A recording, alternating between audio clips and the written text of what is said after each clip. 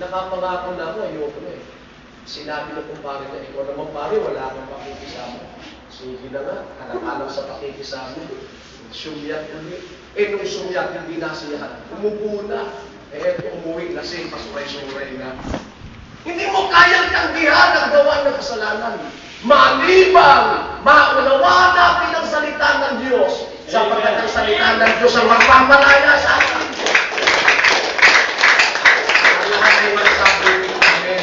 Amen. Hindi mo kayang pagpulit ang sarili mo. Hindi mo magagawa. Kinakailangan magsisi. Ngayon, bakit magsisisi, Pastor?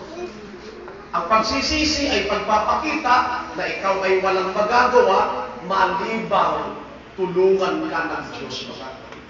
Aside sa pagsisisi, meron pa pong mga hakbang na dapat gawin. Sundan natin ang gawa 2:38. Balikan natin yun. Acts 2:38. At sinabi sa kanila ni Pedro, magsisi kayo Magsisi kayo at mga bautismo ang bawat isa sa inyo sa pangalan ni Jesucristo ano po resulta? sa ikapapatawad ng inyong mga kasalanan At tatanggapin ninyo ang kaloob ng Espiritu Santo. pansinin niyo mga kapatid. Sabi po nung lalaki, mga kapatid, anong gagawin namin para maligtas? Sumagot sa San Pedro, magsisi kayo. Okay, naunawaan na natin, makasalanan tayo, dapat tayo magsisi. Mula sa pagsisisi na yun, para mahugasan yung ating kasalanan, kinakailangan tayo po'y mabautismuhan. Teka muna, Pastor, pag-usapan na yan.